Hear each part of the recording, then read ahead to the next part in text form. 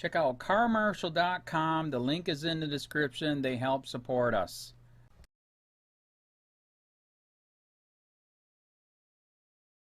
On January 5, 2018, 7:27 p.m., Johnny R., USMC, SNEkerdog at Comcast.net wrote, "The average political activists, APAS, including myself, till a year ago, were, uncallingly, totally working in the Masonic political machine, because we thought we were in a constitutional judicial system, when in fact the 1789 Constitution is a company charter of the King of the Netherlands in Manhattan Island, New York, and even the Senate has declared that it is a company charter. It is not their court. Maybe it was 200 years ago, but it is not now.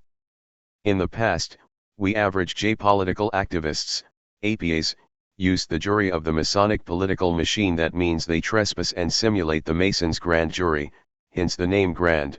Even the things you want to use, it's the same thing, none of it fits.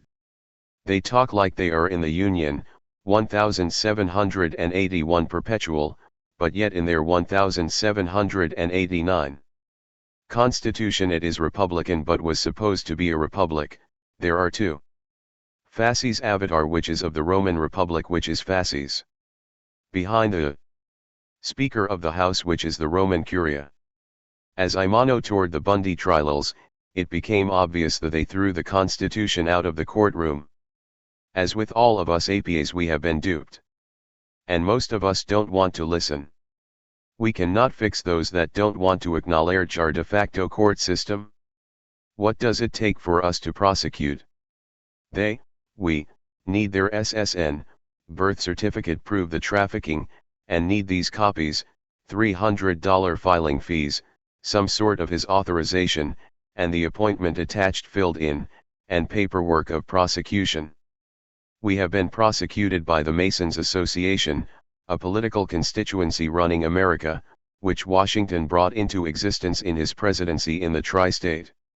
Most likely will not understand it until he plays the United States of America Tiro show videos such as Special 7 below, with Tiro show 51, 52, 53, 54, 55, 56. I would start with this one. The 56th broadcast of the Tiro show, https://udo.be/hkaea0usqse, from the government of the United States of America.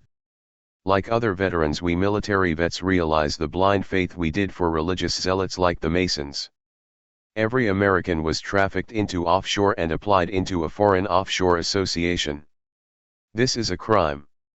We were trafficked into a SSN, and trafficked into a birth certificate. We were trafficked into a global person, and on, and trafficked into the 1917 Enemy Act, etc., etc. This country's original constitution was a company charter, not a constitution, and operating under it was removed.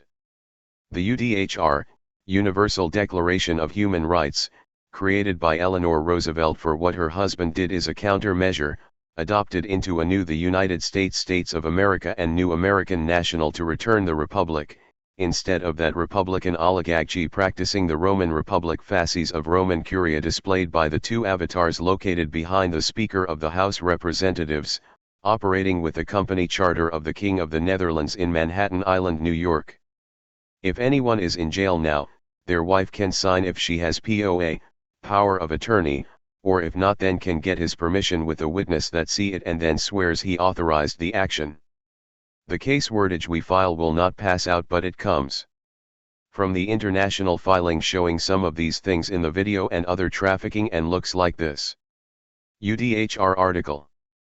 Everyone is entitled to all the rights and freedoms set forth in this declaration without distinction of any kind, such as race, color, sex, language, religion, political or other opinion, national or social origin, property, birth, or other status. Furthermore, no distinction shall be made on the basis of the political, jurisdictional, or international status of the country or territory to which a person belongs, whether it be independent, trust, non-self-governing, or under any other limitation of sovereignty. Violations of Article 2 of the Universal Declaration of Human Rights.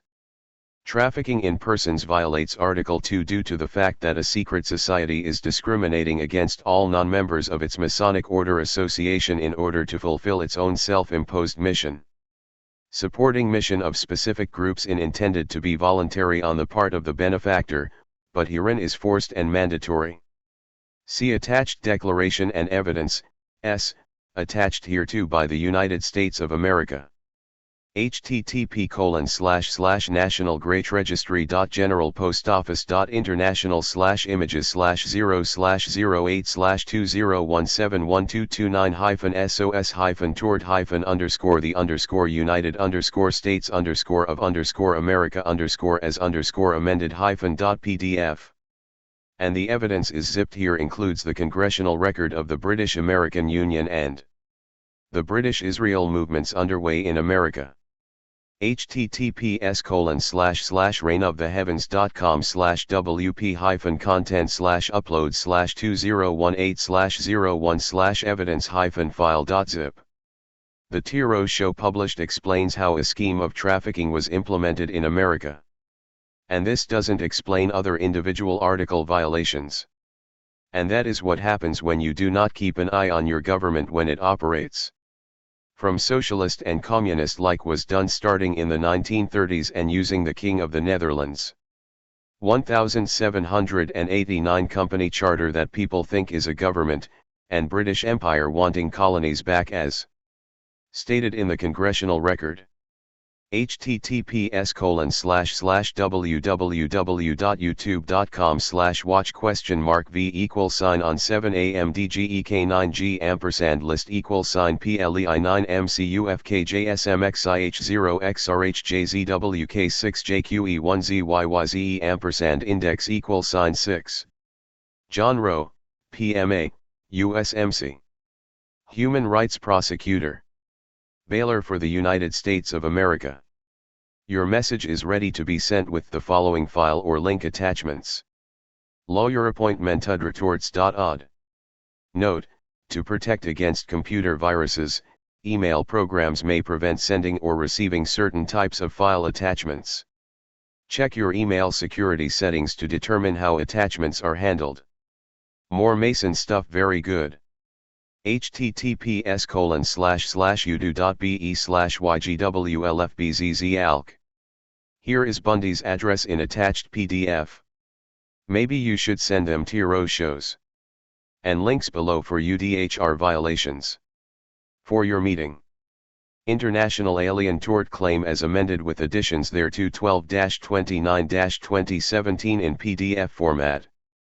http://national-registery.general-post-office.international/images/0/0817229-sos-122-9-sos-the_united_states_of_america_as_amended-the Evidence including the congressional record in zip format.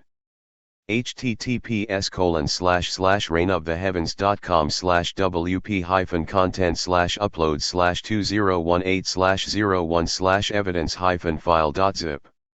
Exile list from the Governor, the United States of America. http://governor.theunitedstatesofamerica1781.com/exile-list. Evidence of case law with Rod Class from U.S. Puppet State Court into Press Public Record. http://humanrightstribunal.international/?WPFB_DL=368. S. Your message is ready to be sent with the following file or link attachments. _____public notice _____ Ryan C _I do not an PDF.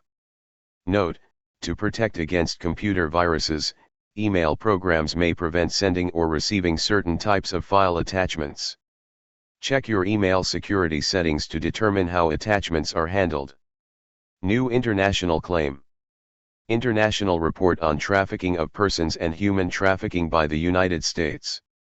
http://nationalgrid-registry.generalpost-office.international/images/3/39/20171218-sos-IP-intl_report_score-trafficking_report_score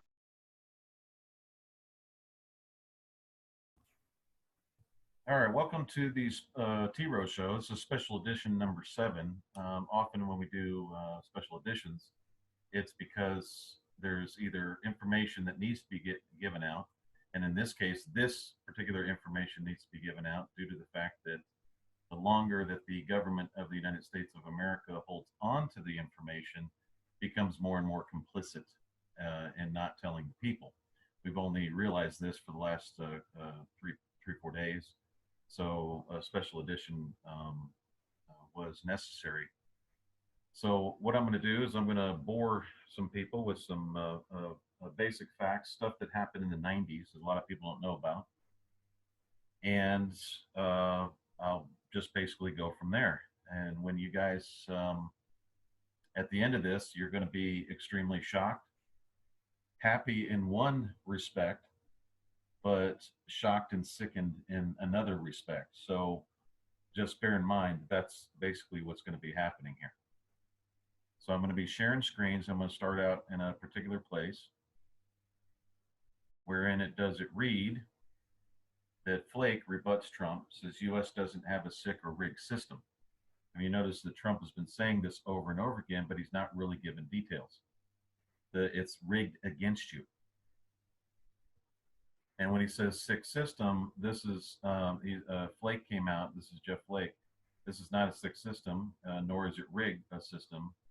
Let's not sow distrust in our democratic institutions. Okay. So they're coming out and now they're saying it's not a sick system. And then they're moving towards moving a lot of the federal agencies or whatever in other parts of the country outside of Washington, D.C., which is a problem. Now, the reason why this is being brought up is because what you're about to know and understand, this has been a argument for a very long time. The problem is the diagnosis. The diagnosis is the issue. Okay? So what I'm going to do is I'm going to show you a map. A lot of people don't know this. So I'm going to basically state it. This is the Philippines, right here. This is Guam, Northern Mariana Islands. Okay? Now that's over by Thailand, Vietnam, Cambodia, China. It's China here. If you go across the Pacific Ocean, you'll see Japan and North Korea and South Korea over there. Let me go ahead and put, I'll make this quicker.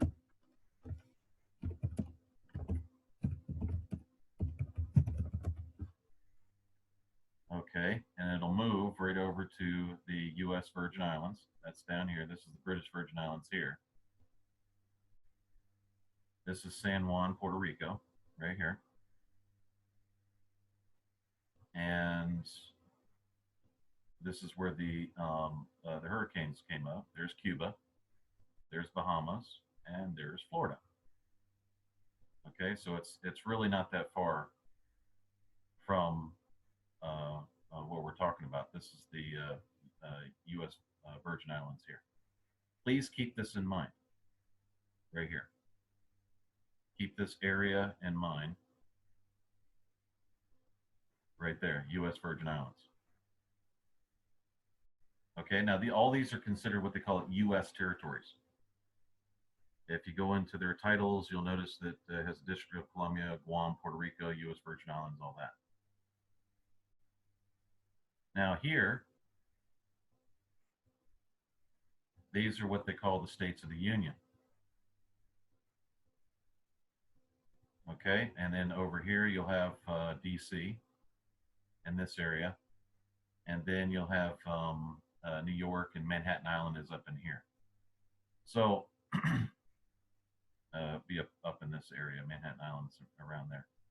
You got Rhode Island there and all that. Okay, So this is what they call the 40 or I don't necessarily always include Alaska and Hawaii.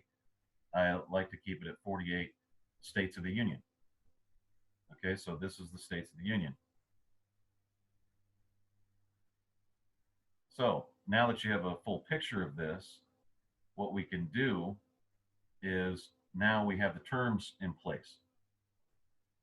Okay, and keep in mind that Flake said this is not a sick system.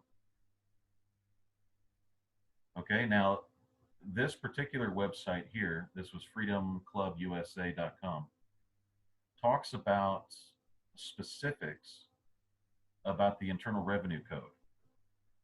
This is not a program about taxes, has nothing to do with taxes. Just keep that in mind. It really has nothing to do with constructive fraud, which you're going to see a lot of that in here. What we've noticed is there is a misdiagnosis of the condition that U.S. citizens are under when they call themselves U.S. citizens. Now, keep in mind that I'm going to get into this, the Federal Alcohol Administration Act of 1935 was declared unconstitutional in 1935. And the operation thereafter transferred offshore to Puerto Rico. So we know where Puerto Rico is. The name of the Bureau of Internal Revenue was changed to the Internal Revenue Service in 1953. The Bureau of Alcohol, Tobacco, and Firearms, a division of the Internal Revenue Service, was seemingly separated from IRS TO 120-01, June 6, 1972. In a relevant part, the order reads as follows. The purpose of this order is to transfer, as specified herein, the functions and powers and duties of the Internal Revenue Service arising under law relating to alcohol, tobacco, and firearms, explosives, including the Alcohol, Tobacco, and Firearms Division of the Internal Revenue Service, to the Bureau of Alcohol, and Tobacco, and Firearms, hereinafter referred to as the Bureau, which is hereby established. The Bureau shall be headed by the Director of Alcohol, Tobacco, and Firearms, here referred to as the Director. Okay. Now, I went in and they said it was referred above. I went in and checked a lot of these titles, and these were for listing of Philippines Trust. They were there. Okay. I'll leave this link at the bottom here. And this particular document was presented in court by a defendant listed when he was challenged by the IRS. The judge in the case read the defendant's notice document and dismissed the case. So there was a very good reason why that case was dismissed. So IRS identity and principle of interest. It goes into the Internal Revenue Service, was created by a stroke of a pen when the Secretary of the Treasury changed the name of Bureau of Internal Revenue. Humphreys, Secretary of Treasury, July 1953. However, no congressional presidential authorization for making this change has been located. So the source of authority had to originate elsewhere. Research to which IRS officials have acquiesced suggests that the Secretary exercises authority as trustee of the Puerto Rico Trust, number 62, Internal Revenue. Okay, C 31 USC 1321. That was 1322. This is, I believe, 1321, and it in fact is there. Okay, so I went and checked all this before I started the program. So it is there. So that's accurate. Operated as Secretary of Treasury of Puerto Rico. These guys are on the right track. And it says it was based on some research by William Cooper. It says a solid link between the Internal Revenue Service and Department of Treasury Puerto Rico was first published in September 1985 issue of Veritas magazine, based on research by William Cooper and Wayne Benson, both of Arizona. In October, a criminal complaint was filed in the office of W.A. Drew Edmondson, Attorney General for Oklahoma, against Enid-based revenue officer, and in time since, IRS principals have failed to refute the allegation that the IRS is an agency of the Department of Treasury, Puerto Rico. In November, criminal complaints were filed simultaneously with the grand jury for the United States District Court for the District of Northern Oklahoma, Tulsa, and the Office of Attorney General Edmondson. Both the Office of the United States Attorney and IRS principals have yet to rebut the allegations that in that instance, United States of America versus KENNETH Moore, by consulting. Okay. Then Title 31, or this is Chapter 3, Title 31 of the United States Code, one finds the IRS and Bureau of Alcohol, Tobacco, and Firearms are not listed as agencies of the United States Department of the Treasury. The fact that Congress never created a Bureau of Internal Revenue is confirmed by Publication Register of 36 FR, blah, blah, blah, blah. Okay, so this thing came out of nowhere, folks, just completely out of nowhere. And once you see the whole picture at the end of this, it's going to be make all the sense in the world to everybody that's listening. Okay, the problem here is that Congress promulgated the act in 1935, and the same year the United States Supreme Court declared the act unconstitutional. The administration of the act was subsequently moved offshore, so that's where it started. Now, a lot of this was done, and this is the William Cooper claim. Now, if anybody knows Bill Cooper, he was a naval security, I think, agent or officer, and he was able to see a lot of the real paperwork that has been hidden for a long time. And his family has been in the military for a long time. They ended up killing him. He got in an altercation with the local sheriff, and they ended up shooting him and killing him, which was, you know, not good. So, but a lot of people knew that it was going to be coming anyways. So here in his, it says that in June 1972, Acting Secretary of the Treasury, Charles E. Walker, signed the Treasury Order number 120-1, which established the Bureau of Alcohol, Tobacco, and Firearms. He did this with a stroke of his pen, citing by virtue of the authority vested in me as Secretary of the Treasury, including the authority and reorganization plan. So this information is verified with this information, which is verified over here. So that everybody knows that a lot of this information is in fact verified.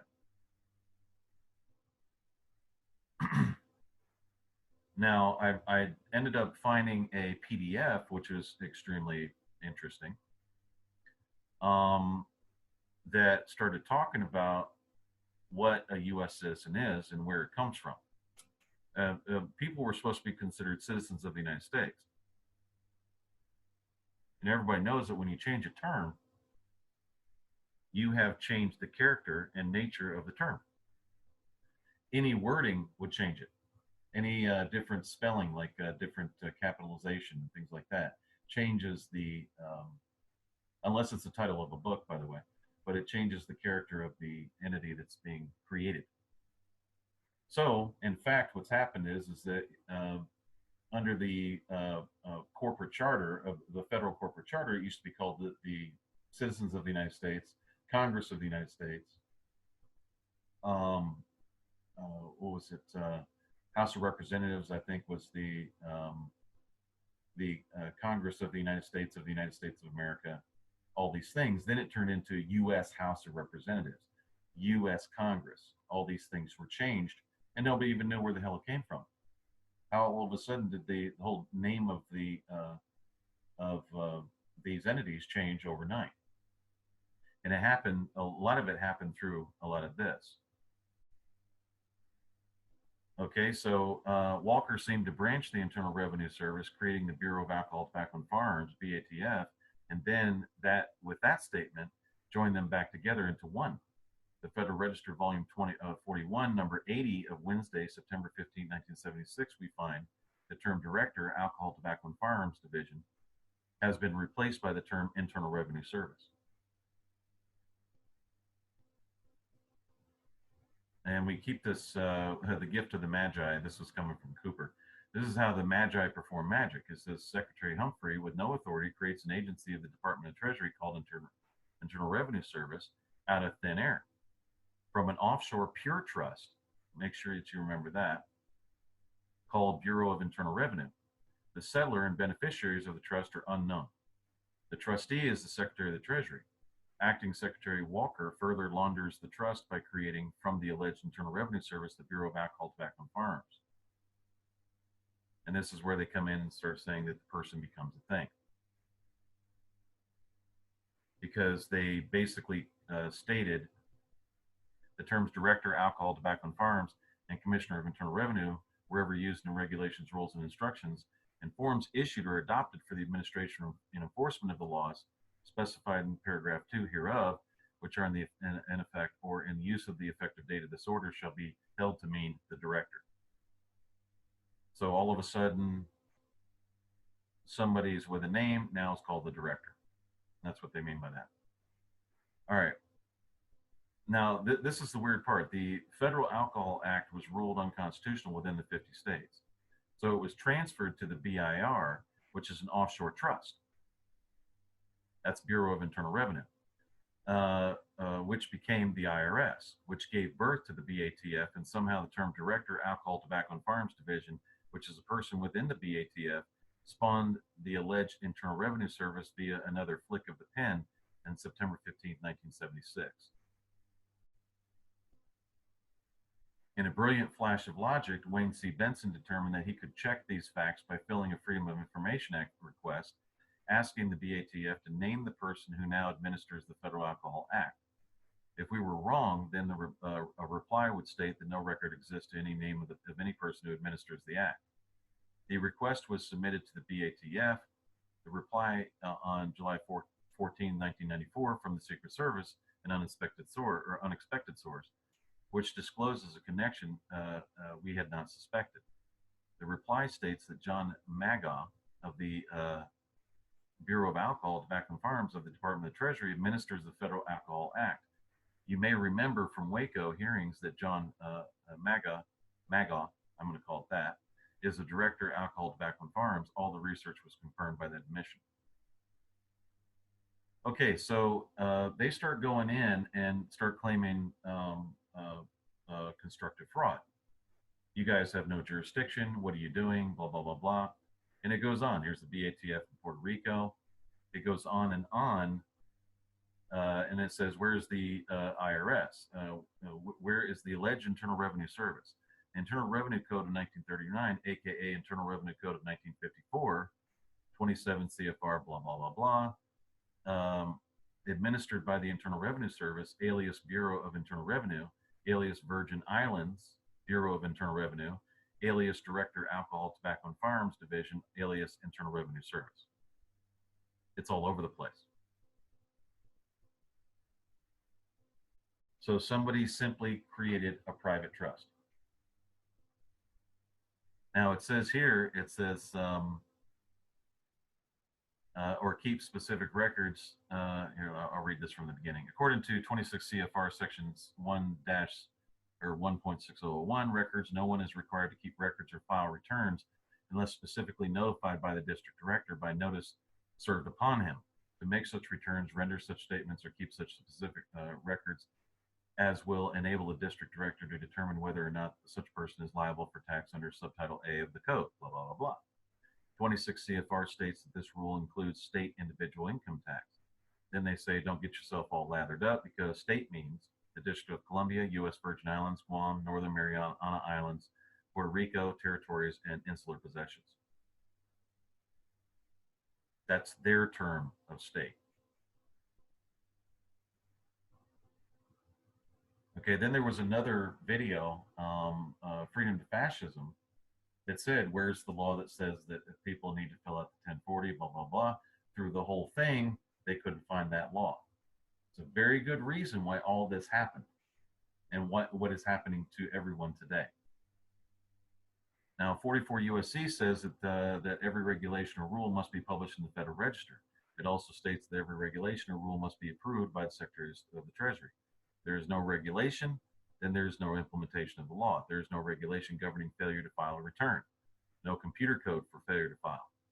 The only thing we could find was a requirement stating where to file an income tax return. It can be found in 26 CFR, which states that income tax returns are required to be filed with the Director of International Operations.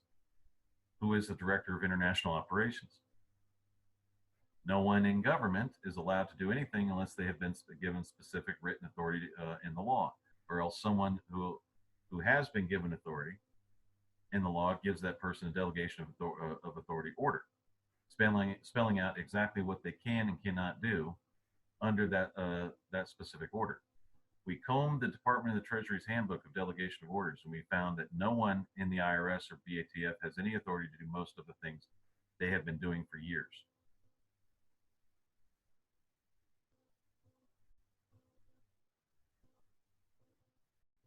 Okay, and keep in mind, the government of the United States of America has no issues with the Internal Revenue Service at the moment. The Criminal Investigation Division enforces the criminal statutes applicable to income, estate, gift, employment, and excise tax laws involving United States citizens residing in foreign countries and non-resident aliens subject to federal income tax filing requirements by developing information concerning alleged criminal violations thereof, evaluating allegations and indications of such violations to determine investigations to be undertaken, and it's just a bunch of rigmarole, blah, blah, blah, blah. That's called doublespeak. And that's based in trust law. It's doublespeak. Okay, responsible for operation of comprehensive enforcement and assistance programs for all taxpayers under the immediate jurisdiction of the Assistant Commissioner, International. Direct the full range of collection activity and delinquent accounts and delinquent returns for taxpayers overseas in Puerto Rico and in the United States possessions and territories. 50 states not included. Okay, now this gets worse. Executes the full range of collection activities on delinquent accounts, which includes securing delinquent returns involving taxpayers outside the United States and those in the United States territories, possessions, and in Puerto Rico. I think I've made my point. It goes on and on like this over and over. You'll see it here. You'll see it here, which was freedomclubusa.com, IRS exposed. You'll find that payments of unclaimed trust funds amounts and the refunds and refund of amounts erroneously deposited. Okay, and this deals with unclaimed monies of individuals whose whereabouts are unknown. Keep that in mind also. Unclaimed monies of individuals whose whereabouts are unknown.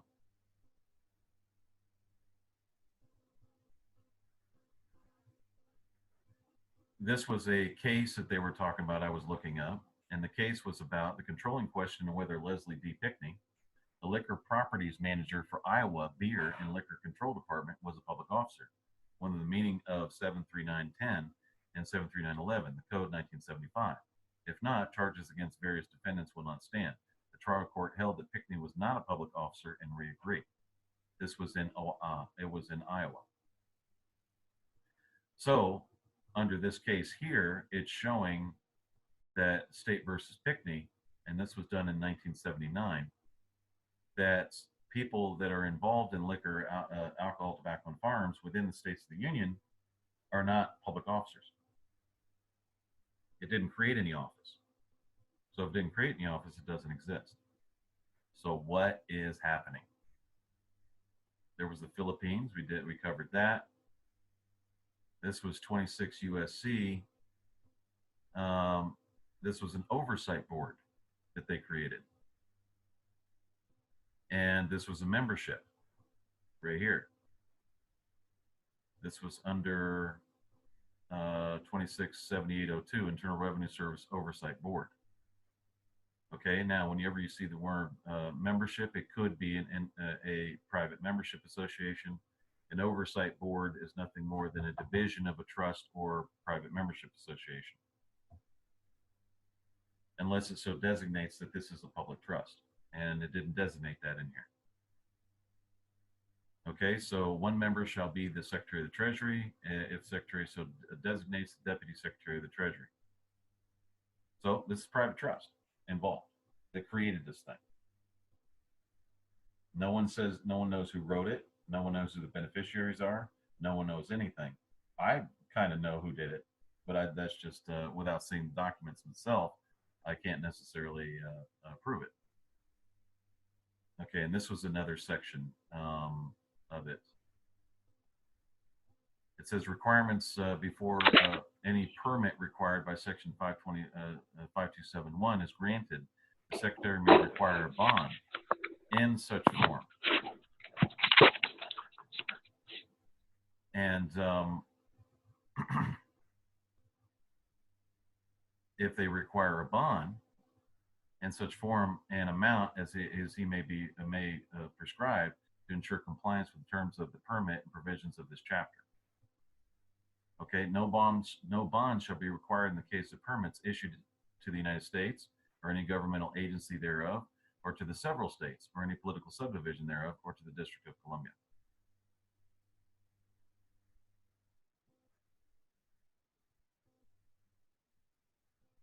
Okay, so there's no bonds required in any permits or anything of that nature. What is going on? How are they able to do this? And people will say, well, that's fraud. They're going to start pointing their fingers. This is fraud.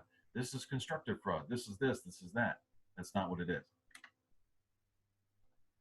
There's actually no fraud really going on in any way, shape, or form in what they're doing with the BATF and Internal Revenue Service.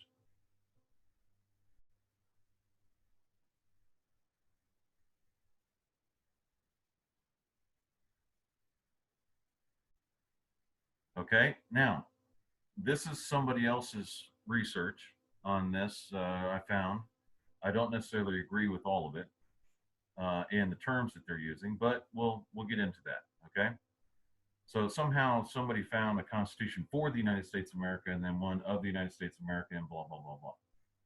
It doesn't really matter on that issue because the 1789 we've already talked about was passed by a secret society. If it's passed by a secret society, it really wouldn't have any standing anyways. So why go into that whole issue? That's the whole deal. So I'll read some of this, but I'll do some corrections as I'm reading. By birth, we are each a citizen of the state of California or the citizen of the state of Arizona, or a citizen of whatever union state wherein we were born. At the same time, we are all citizens of the United States of America. Put that in the uppercase T and you got something. That's called an American national. That's the original 1781. And are not subject to any acts of Congress other than 18 powers specifically enumerated in the Constitution for the United States of America. That would not be correct either. Okay, now, people who are born, who reside within the Federal District of Columbia, Guam, the U.S. Virgin Islands, Puerto Rico, and Northern Mariana Islands, any territory on any naval base or dockyard within forts or within insular possessions are called U.S. citizens and are subject to the acts of Congress. That we can agree with. If you were born in Ohio or Iowa or Utah, you are not a U.S. citizen in any way, shape, or form. Not even close. But were you told that when you hit the 1040? Oh, you need to file your taxes. You can't work unless you file your taxes. You can't do this unless you do this. You got to have a social security number. All these other things. And now they're forcing it. They won't even give you a passport unless you say you're a U.S. citizen. They are forcing that. So what we're saying then is people who are born who reside within the Federal District of Columbia, Guam, the U.S. Virgin Islands, Puerto Rico, the Northern Mariana Islands, any territory on any naval base or dockyard within forts or within insular possessions are called U.S. citizens and are subject to the acts of Congress. Within the law, words have meanings that are not the same meanings that are accepted in common usage. Then he comes into, of course, our Constitution is Constitution, and it's not. The U.S. Constitution is the Constitution of Puerto Rico. Okay? Now you go into all these terms here, and it starts saying that, and a lot of people are thinking I'm going to go one way, and I'm not. We are subject to the laws of the jurisdiction which we volunteer to accept. In the law governing income tax, income is defined as foreign earned income, offshore oil well or windfall profits or war profits. A return is prepared by a taxpayer to submit to federal government taxes that he or she collected. Taxpayer is one who collects taxes and submits the taxes as a return to the federal government. Employee is one who is employed by a federal government. The employer is the federal government. When you have an employer, that means a private company. The individual is a citizen of Guam or the U.S. Virgin Islands. Right here. A business is defined as government, a bank, or insurance company. A resident is an alien citizen of Guam, the U.S. Virgin Islands, or Puerto Rico, who resides within one of the 50 states of the Union known as the United States of America or one of the other island possessions. That should have a capital T there.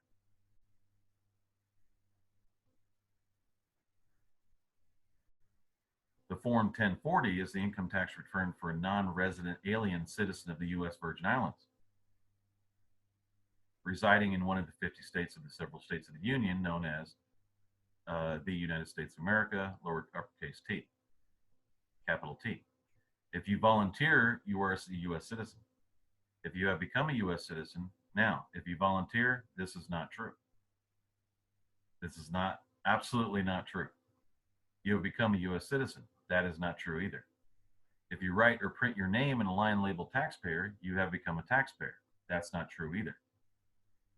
Since these forms are affidavits which you submit under penalty of perjury, you commit a crime every time you fill out and sign, stating that you are what you are not. That is not true. Now, and the part that's not true is, I agree with the forms are affidavits. Yes, they are. Then they say you're committing a crime. You are not committing a crime by filling out one and signing it. The federal government is delighted by your ignorance and will gladly accept your returns and your money. As proof, refer to the Virgin Islands Tax Guide, which states, all references to the district director or the commissioner of internal revenue should be interpreted to mean the director of the Virgin Islands Bureau of Internal Revenue. I've already shown you a map of where that is.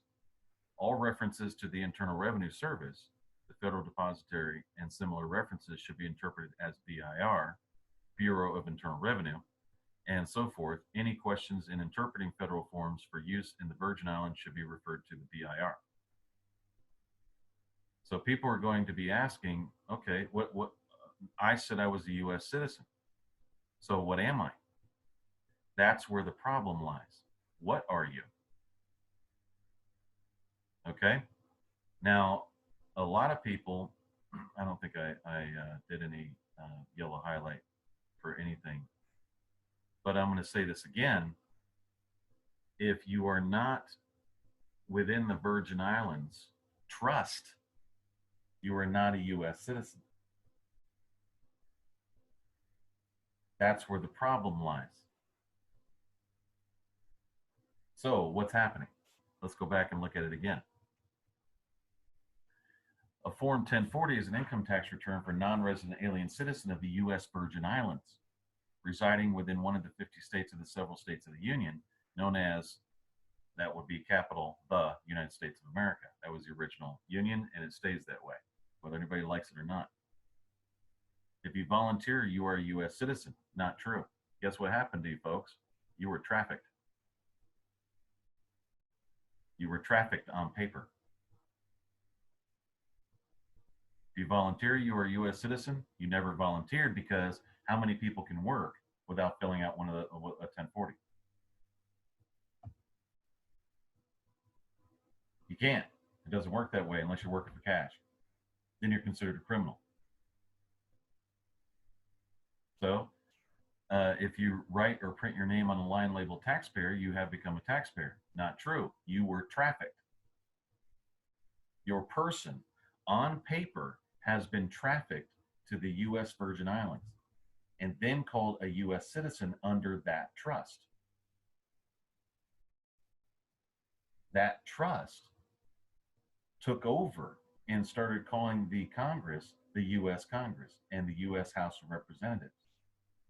It's all working under a private trust where nobody knows who the beneficiaries are, papacy, and nobody knows who wrote the trust, Masonic Lodge.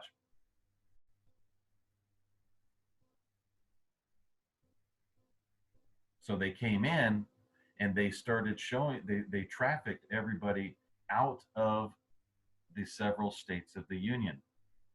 Even if you were born in the state of California or you were born in Utah and you start saying that you're a state citizen, they start calling you a domestic terrorist sovereign citizen to force you to traffic or to be trafficked over to an island down in the Atlantic into a private trust so that the Masonic temples could take over the states of the Union. So they sent all their private membership associations and private clubs, the Vatican did, through the, what was it called? The Holy Sepulchre that we've talked about a bunch of times of Jerusalem. They transferred everybody to a private trust in the U.S. Virgin Islands. Here, they traffic children. They traffic babies because babies get an SSN automatically under Title 42, Section 666, and traffic them offshore.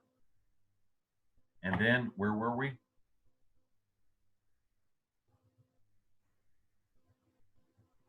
They were collecting money after they trafficked you to unclaimed monies of individuals whose whereabouts are unknown.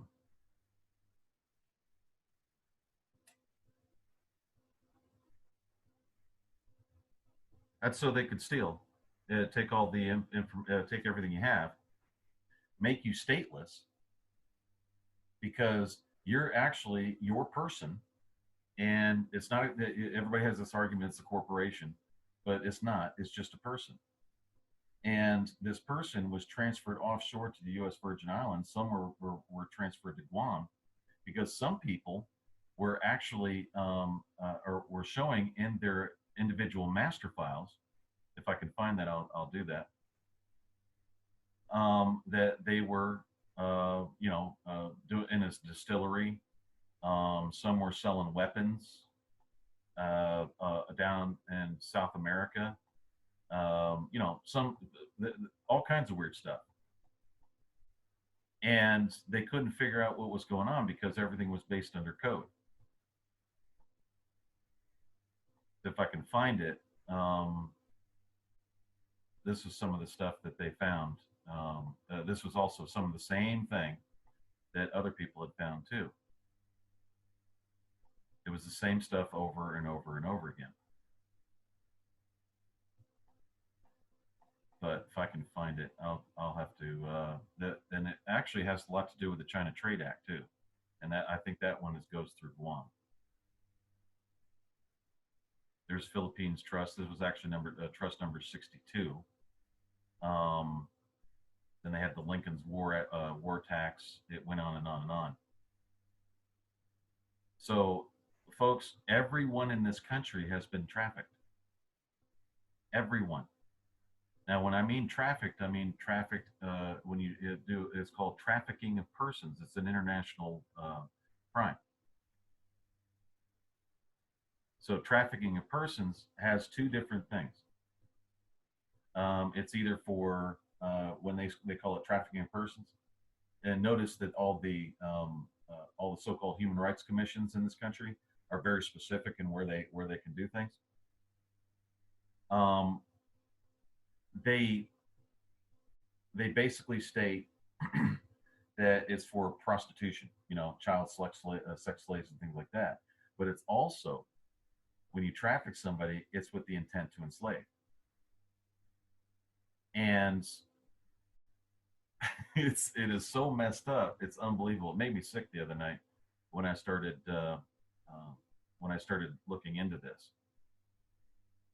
because none of this was created by the so-called company. They didn't create any of it. If I can find it, I will. Here it is. When Freedom of Information Act requests have been filed for the individual master file IMF for people who are experiencing tax problems with the IRS, every return, and this is absolute fact, has been found to contain the above codes, except for some which are coded as Guam returns. Every return shows that the unsuspecting citizen is being taxed on income derived from importing narcotics, alcohol, tobacco, or firearms into the United States, or one of its territories or possessions from a foreign country, or from Guam, Puerto Rico, the Virgin Islands, or into Virgin Islands from the Cayman Islands. That is an absolute fact. Because listed as the code It says here, all references to the District of Director. Okay, the Internal Revenue Service Publication 6209 computer codes for IRS TC 150 is listed as the code for Virgin Island returns. And the codes 300 through 398 are listed as US UK tax treaty claims involving taxes on narcotics, which were financed in the Cayman Islands and imported into the Virgin Islands. So if you are a US citizen, what they do is in your papers and effects, they put these codes in there. And when they put these codes in there, they have you listed somewhere else doing another activity. They're telling the rest of the world that all U.S. citizens are somehow a part of, or U.S. or a part of the Virgin Islands or the Cayman Islands or something of that nature. And this is a fact. I've seen a couple of these myself. So everyone's individual master file at the Internal Revenue Service lists them as one of these types of things, which is citizens being taxed on income derived from importing narcotics, alcohol, tobacco, or firearms into the United States, or one of its territories or possessions from a foreign country, or from Guam, Puerto Rico, Virgin Islands, or into the Virgin Islands, or from the Cayman Islands. That's what this is. But guess what? You can't work without an SSN, and you can't work without a 1040. That's called human trafficking. It's done on paper. Your birth certificate says, and this is why it can't be used as an identification, if anybody realizes this, your birth certificate cannot be used as an ID card in any way, shape, or form. You first have to be trafficked to this trust somewhere here, and then this trust turns around and issues a Homeland Security identification.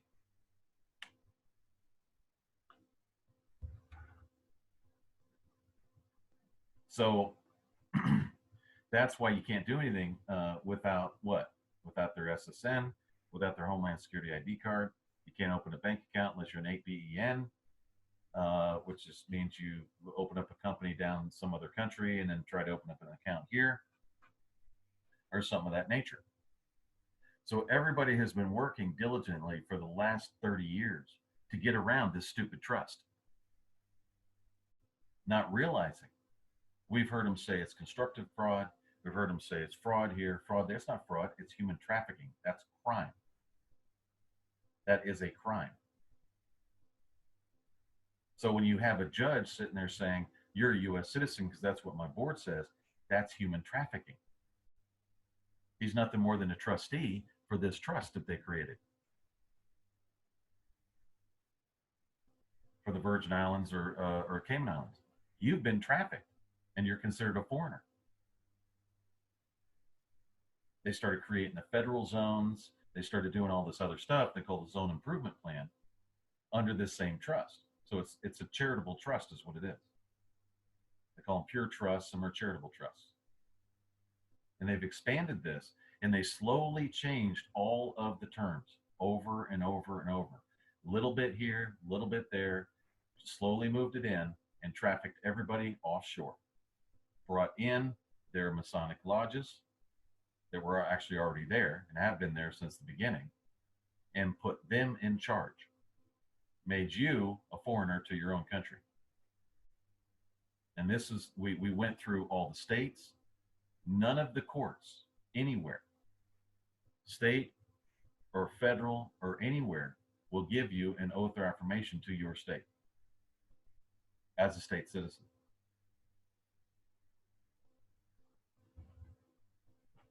So this is what the the government of the United States of America does, because we had to go before all this happened in order to be able to do this. All right, let me go ahead and share screens. So what we do is when you do a resident declaration within the United States of America, that's uppercase T, the United States of America, because that's what this original union came from. We move your person, we deliver your person, either from Puerto Rico, Virgin Islands down here, or Guam, wherever they may be, back to the states of the Union. And you use a NAC code, because we don't know how far this trust expands. So we use a NAC code, which is outside of any political boundaries, because you have a country full of trafficked U.S. citizens that are citizens of the U.S. Virgin Islands down here. This is the British Virgin Islands, the U.S. Virgin Islands. And most people originally thought that they were in D.C. or Manhattan Island. That's where it's all being administered from.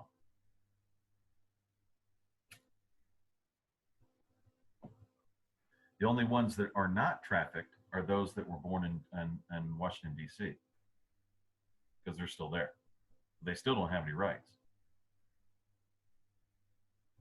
Okay, so if you were born in Missouri or you're born in Illinois and you got a birth certificate to prove it, you cannot be, it is absolutely impossible for you to be a U.S. citizen unless you filled out one of their forms and there's a presumption that you were. But in fact, since you did not know anything about this trust and you don't know the terms and conditions of it, you are in fact trafficked. And I know for a fact that the local, state, and federal judges do not have jurisdiction over anyone unless they're U.S. citizens. That means all of them joined in with this trust with the U.S. Virgin Islands. And they are involved in trafficking. When they're forcing you to get a driver's license without the intangible property rights being transferred to them, that is a part of their trust agreement. And they're still they're trafficking you into the U.S. Virgin Island Trust. Way offshore. I mean, that sucker is way down here, folks. It's right in this area here. So instead of calling it constructive trust, instead of calling it fraud, and instead of doing anything, call it what it is: human trafficking of persons. So when you do a resident declaration, we move you back to your states, back into the states of the Union through the government of the United States of America. We are doing exactly what we're supposed to be doing. I wanted to share this with everyone so that you understand that any other kind of argument anywhere is not the correct argument. The correct argument is human trafficking. And the government of the United States of America has witnessed against it and are doing something about it to change it. We wanted you to know that. We've been showing you this for quite a long time. And now you understand. In one of our shows, we were talking about U.S. citizen being a part of a demonic order. Now you understand how demonic it is, how disgusting it is. And now you know why Trump is not being very clear about it, by the way. The fact that it's sick, and he's right, it is sick. We do agree with that. But he can't necessarily come out, if he does know it, he can't necessarily come out and say, every one of you have been trafficked, because his office is just as guilty. His treasury is just as guilty for involving themselves in this private trust.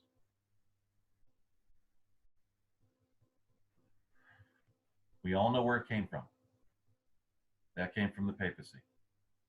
Now what the papacy is trying to do is they're trying to bring in, take everybody's property rights away from them and only arm the Masonic orders and temples and all these different organizations that they have, only arm them, and then the people have nothing. And the only way to take away your rights is to traffic you, to make you a stateless person within these states. You're a stateless person here.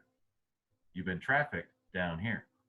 That's why they can have plausible deniability. They say, oh yeah, you're a U.S. citizen. You have citizenship. You don't know who the trustees are. The public offices were never created. When the judges are implementing U.S. citizens, that public office was never created. Ever. It doesn't exist. So they had to bring in the charter of the judges, or charter of the judge, from Vatican City.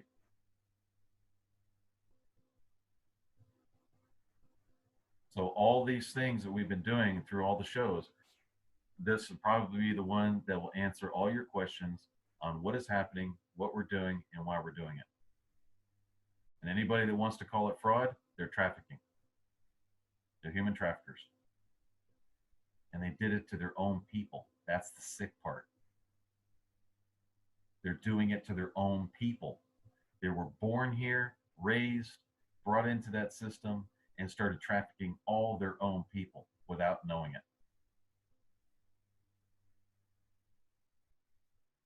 That's sick, folks, and that'll make you puke.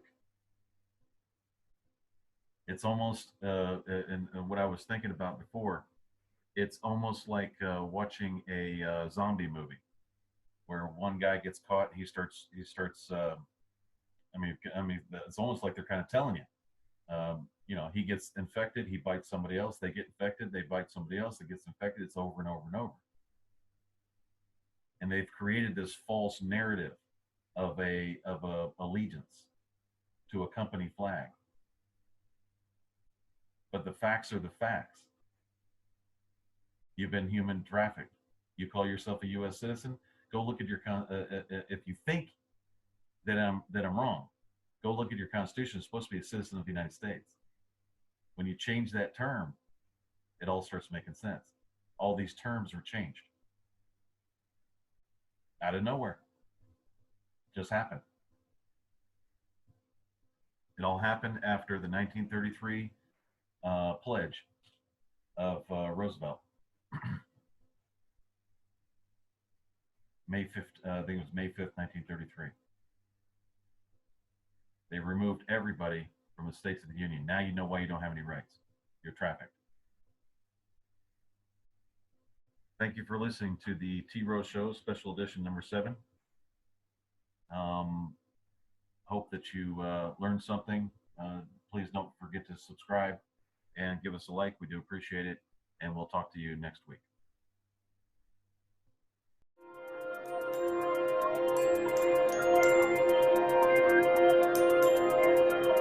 Hi everybody, this is Henrik from Red Eyes Radio. I want to bring something up to you because over the last few weeks we've seen some BBC articles promoting Freemasonry, basically describing what it is with a very basic outline, and they've also had a Q&A now most recently with the Grand Secretary of the United Grand Lodge of England. His name is Nigel Brown. What I believe they're doing is simply trying to recruit more people into their ranks. They are in fact proselytizing, and the BBC is helping them out. Maybe their numbers are dwindling partially because some of the online research that has been done by many of the independent investigators that have been on our program and others, you know, who are curious about the activities of the Freemasons. Consequently, a lot of bad press is coming out as a result, and as it says in the article, the Freemasons, are now undergoing a rebrand. You know, that's something I've heard for years, by the way, but they're long-term planners, keep that in mind. So anyway, they need more lower-level people, so some of these eventually can ascend up the levels and will carry on the ancient, ages-old agenda that exists within Freemasonry. Or possibly the agenda has been using Freemasonry. That can be debated, but what is certain is that something more is going on than is perceived even by most Masons themselves. Nigel Brown in the Q&A is basically dismissing all conspiracy theories that have, been painting Freemasons in a bad light. He says, it's just conspiracy with no truth or grounding. He also says that part of the reason for our current activity is to dispel all the myths and conspiracy theories attached to Freemasonry. Well, that's interesting. So anyway, I got an email from somebody in reply to that BBC article we had up on the website, where I also included my own comment on this. And the email said, there are probably some conspiracies going on among the Freemasons, but compared to what is going on in corporate offices and boardrooms all over the world, the Freemasons are harmless in comparison. Well, I disagree with that comment. And the reason I do that is not only because of the material that we linked up in the same article. What I'm talking about is Martin Short's book and documentary with the same name, Inside the Brotherhood, where he shows some of the lower level corruption, the Freemasons were involved in England, but also that, how that eventually got all the way up to Scotland Yard with that firm within a firm that he talks about in the documentary and the book. But the most chilling account that I've heard to date about the hidden agenda of the Freemasons is the second hour that we did with Christopher Knight on Red Eyes Radio in July 2011. I think it's way overdue that everyone who is not a member on our website get a chance to listen to this and truly put this in perspective. The first hour we did with Christopher Knight, he was also joined by his co-author Alan Butler, and we were talking about their books, Civilization 1, Who Built the Moon, and their latest, Before the Pyramids. Anyone can still go back into our archive and listen to that first hour, and I highly recommend that you do that as well, by the way. But it was not until the second hour that we got into some extremely interesting and important research that Chris has done on the true hidden agenda of the Scottish Rite of Freemasonry over in America. Chris is a Freemason himself, and he's done his homework, so this is not just a pot shot being taken at the subject here. So we are going to hear an excerpt from this interview. We come into the conversation when we discuss the moon and if there was a Freemasonic agenda involved in this. This basically, all of this, just to recap quickly, is about Washington District of Zion, the Masonic agenda, and the Stonehenge Pentagon, built on the ancient megalithic yard that Christopher and Alan had written and talked extensively about. I'll listen back to this, and it's an amazing account if you indeed can and have the ability to put this into context of what has been going on for the last 3,000 years or so. I think that you'll think differently about Freemasonry and how it has been used as a vehicle for this agenda, knowingly or not. I've said it before and I'll say it again. I think it's most likely that this doesn't involve, all the lower level Masons, or as Chris says, even the Reformed Masonry that, happened somewhere in the around 1717 or so. What we're talking about goes way up there. And this is constructed around the ancient principles of the Canaanite or Judaic priesthood. So is Freemasonry harmless? I don't think so. It's Freemasonry simply a gentleman's club devoted to charitable giving and camaraderie, as pointed out in the BBC article by Nigel? I don't think so. Something else is going on here, much larger. Not that they care, perhaps, but as long as there is an unwillingness by the United Grand Lodge of England, the Scottish Rite, or any other chapter or lodge to recognize that Freemasonry either is a vehicle for the agenda, that we're going to hear more about here in a second, or that Freemasonry, in fact, is 100% behind the agenda, driving the agenda, people will continue to point fingers at Freemasonry, and in a sense, rightly so. If they truly consider themselves to be innocent, then it's time for them to examine their own ranks and see if there is any truth to some of these claims. Because what we're going to hear here is quite astonishing. It's amazing when you put it into context. So listen up. Here's the excerpt. What do you make then, as a Mason, in some of the interesting ideas that there was a flag of the Scottish Rite taken up to the moon, and many of the astronauts were also Masons. Is this can we tie this in with something that you mentioned before, that at the upper echelons of Masonry, they do know, if you know what I mean, what they're doing and having a different agenda, if you will?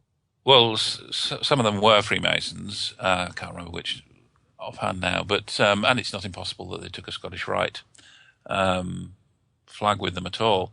But since I've been interviewed on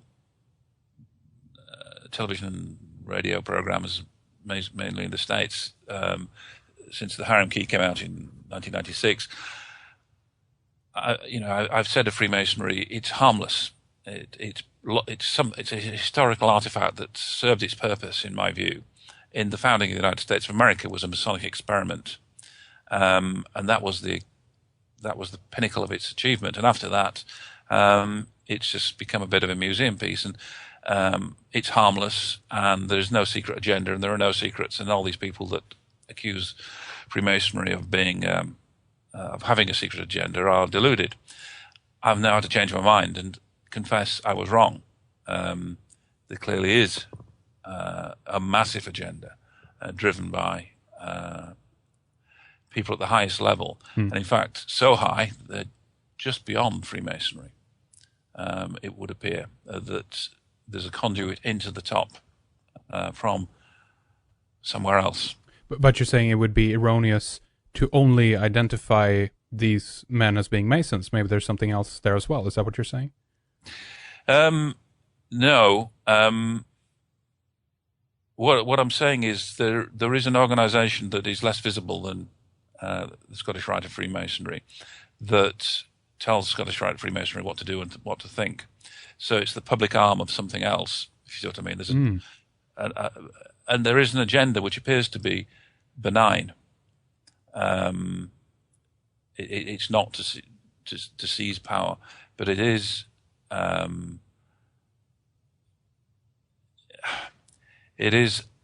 immensely powerful, and I think they see it as the fulfillment of the 3,000-year mission from the time of Solomon to create a city and a land that's worthy of God ruling over the earth again. And they're using the old ways secretly to do that. And it's no secret, of course, that the number of the founding fathers that were Freemasons. But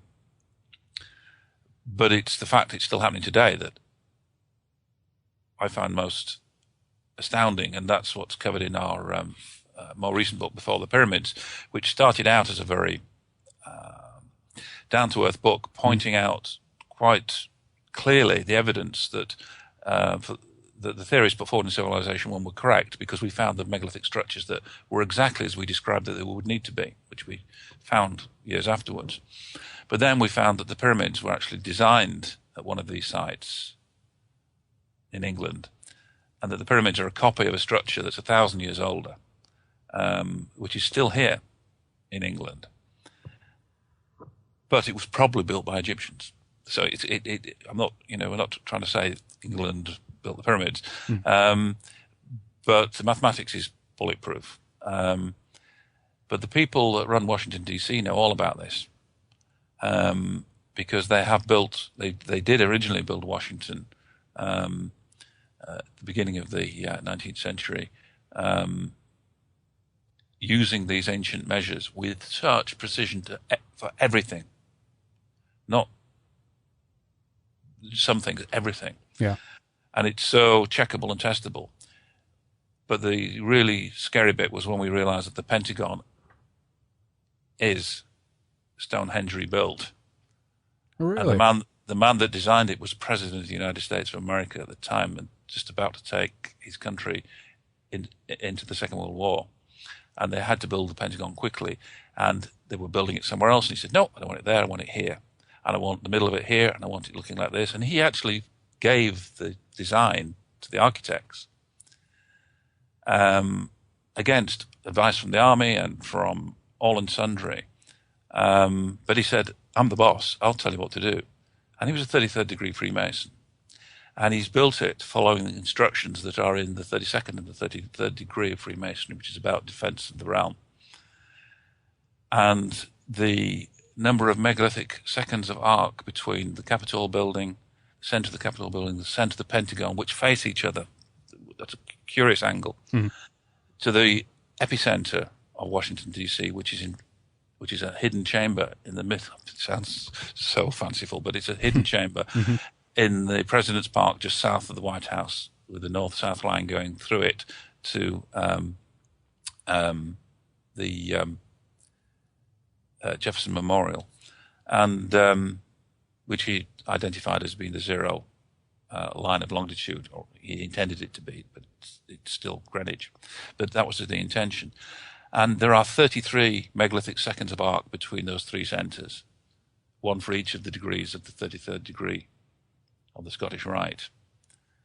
And that's just the tip of the iceberg. The whole building was structured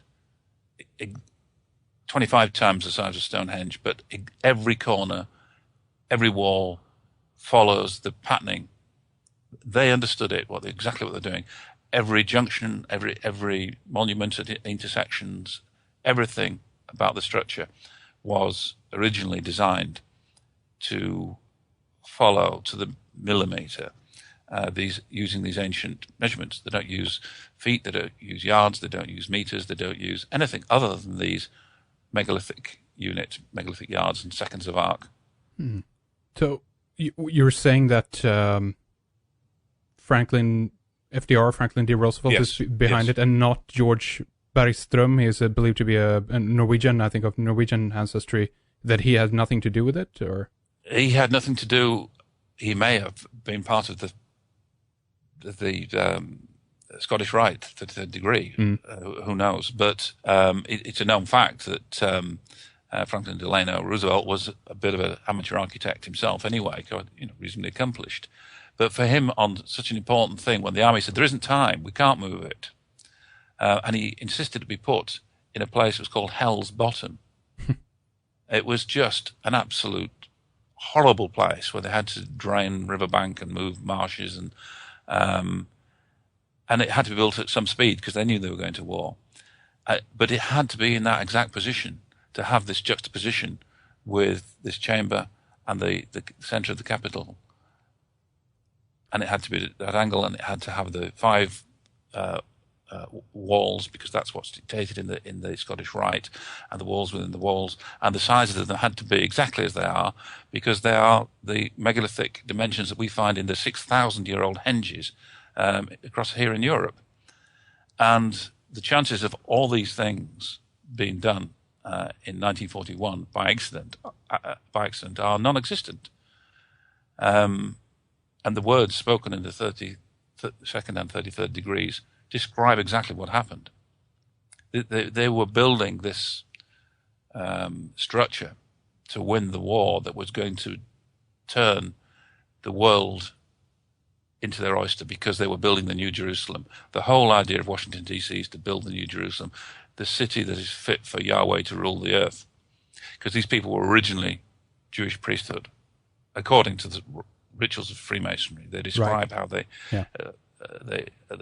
when the direct destruction of the temple took place in 70 AD, when Titus and the Roman troops destroyed it and they lost the war. 1.3 million Jews lay dead. The priests escaped to Europe, and this is all explained in Masonic ritual, which at one time I would have thought was a fanciful story, but it actually totally fits. And there, as they moved northern France, they met the Normans, the Norse people, who had come down from Scandinavia, who had got knowledge of the original structures that were built, because they were the builders. And they realized that they needed to work together. And for the last 1,000 years, they have been working together. So that was, sorry to interrupt, but that was interesting then, that they chose to, at least officially, have the design of the Pentagon attributed to a Norwegian ancestor right there. Yes, there is a very neat tidying up there. That's true. Yeah. So, okay, well, this opens up a can of worms right here, obviously. Yes. Why do this before war? Why do they need this? And how is this helping along in their agenda to build a building?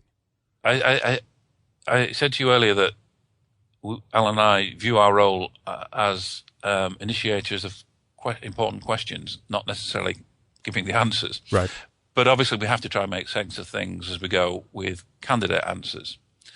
And I think that there is, for want of a better word, superstition, I might call it superstition, within these people's minds.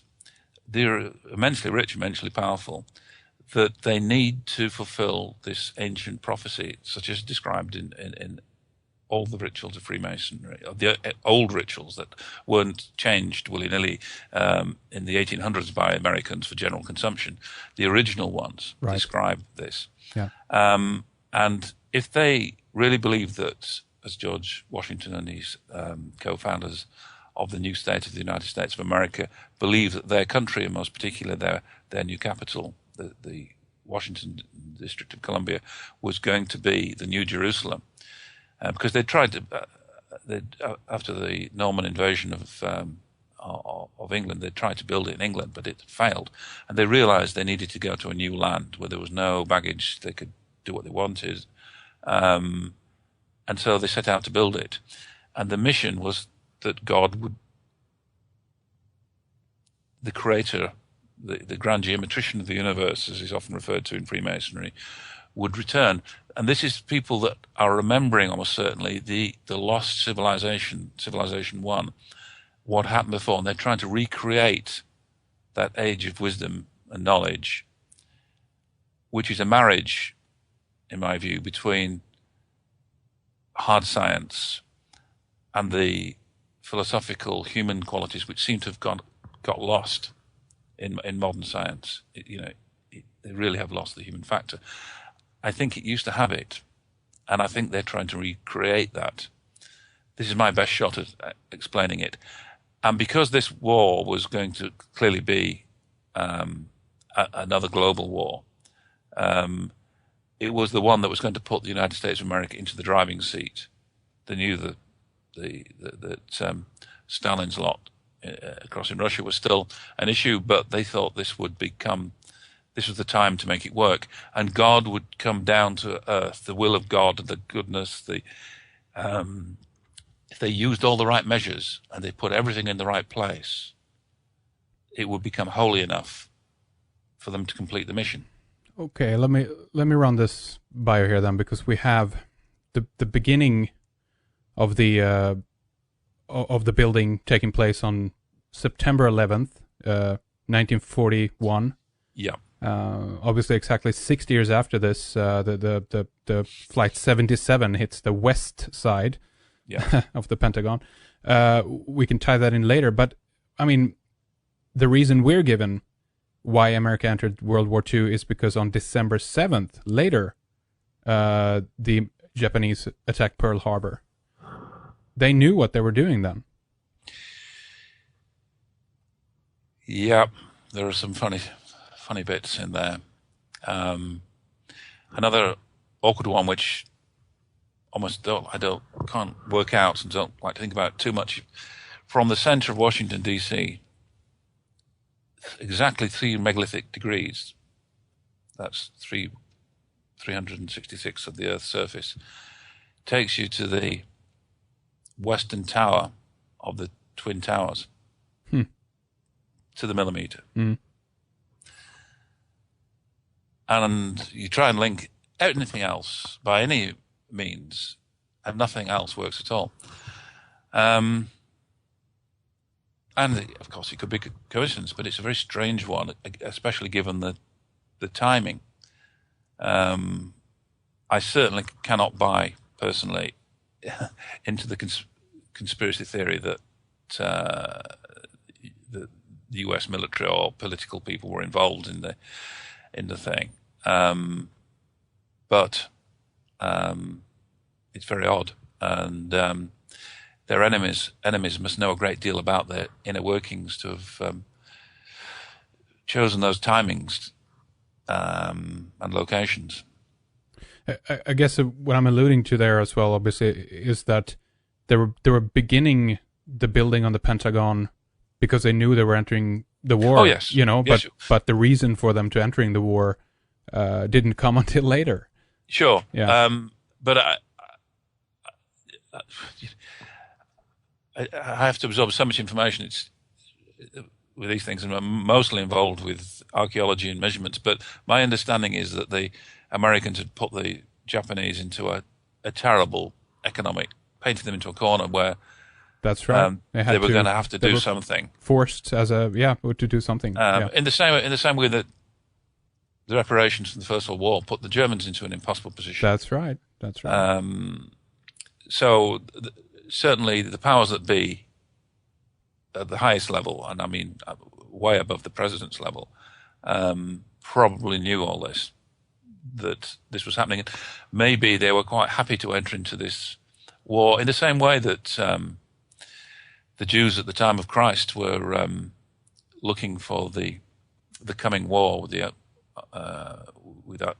Michael, the archangel, coming down and leading God's troops to the greatest war that would bring the kingdom of heaven back down to earth. Maybe they were viewing it the same way.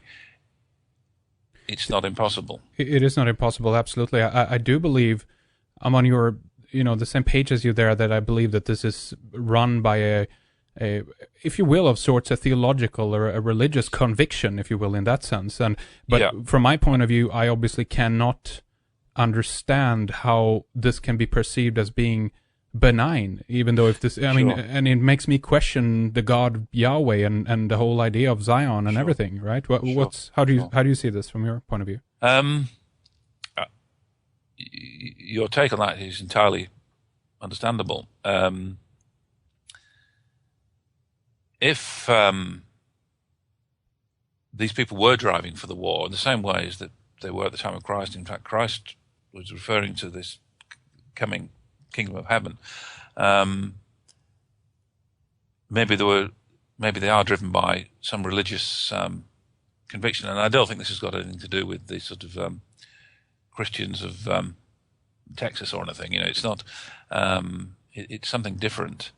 And my view, when I said it was benign, was that they wanted to get the city of Washington, because I think they're guilty of having it secret. If they'd have told people, it wouldn't be a problem. But because they did it in total secret, they are somewhat guilty. But I can understand why they couldn't tell anybody what they were doing when they originally designed Washington, D.C. But it's happened more recently. The World War II monument that was just built a few years ago, 2006, I think, from memory, stunning, beautiful thing, is again completely, perfectly megalithic using the ancient measures. Checked every city imaginable on Earth, and there's nothing. But Washington D.C. is everything, and continues to be. So when I say it's benign, that wouldn't include them being warmongers. Now, it's possible that they just foresaw the war coming and that they hadn't set out to cause it per se, or at least not deliberately to cause it. That's what I like to think, anyway. Yeah. Well, it's very, very interesting contemplating these ideas, and we sit here obviously in hindsight looking back at these. Well, obviously some of the inconsistencies when you lay out the timeline, if you will, and how things unfolded obviously at the time. But what do you think about the recent attacks on Zion in 2001, and many things are now actually hinged around September 11th in different through different years throughout history. Yeah, I mean this is Alan's area because originally interested in astronomy and then got into astrology, which he doesn't believe in the layman sense, but he's more interested in what people believe it is capable of doing. Yeah. In the same way that I spent 20 years studying the Old Testament, not because I was a Jew, but because I've just found it extremely interesting, and the passion in their thinking, and they just excite me. In the same way, Alan is interested in astrology, because astronomy and astrology were once the same thing. And in my view, they got corrupted when kings arrived on the scene, particularly in Egypt, who took over power from the priests, and they wanted to use the magic, the voodoo, in their favor. And the astrology started to get all very, what's good signs? When shall I go to battle? Am I going to be rich? Etc. When's a good time to conceive my next child, or whatever? But September 11 is massively important. It's the sun rising in Virgo, is it? And of course, Washington D.C. has got Maryland on one side and Virginia on the other. That's right. And Pentagon is right, almost smack in the center of that square, by the way, as well. Yeah, but that female thing, which is at the root of Freemasonry, much to the alarm of many Freemasons, the whole thing is about goddess worship equally with God worship. It's about the polarity of gender in the Godhead. And particularly, it seems, in founding Washington, D.C., they were the Virgin Mary and Maryland. They were acting everything out to make it the most perfect place possible. I mean, even the sort of diamond shape has got female connotations.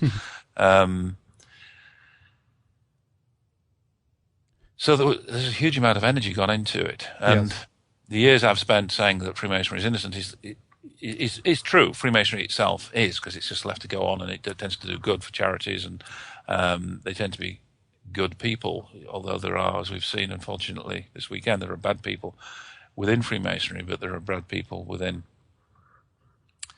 all sorts of organizations. So what if this is true?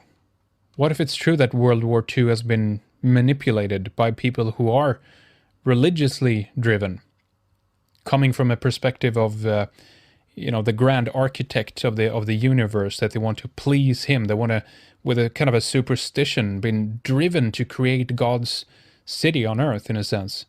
And sure, these people might be part of another organization that we don't have even a name for today.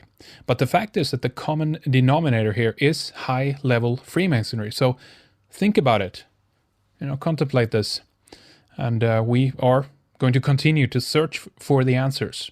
And hopefully we can get a little bit closer to this to understand what really has been going on, and what the role is of all these organizations and secret societies and brotherhoods around the world. It's very fascinating and disturbing at the same time. Thank you for listening. redicecreations.com is the website. We'll talk more soon. Bye.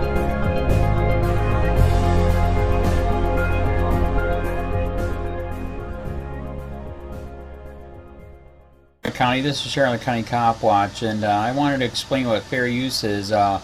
You can use pieces of news articles if you're doing it for news reporting, you have commentary, and you're doing it for education purposes. So that's what fair use is, as you can see right here.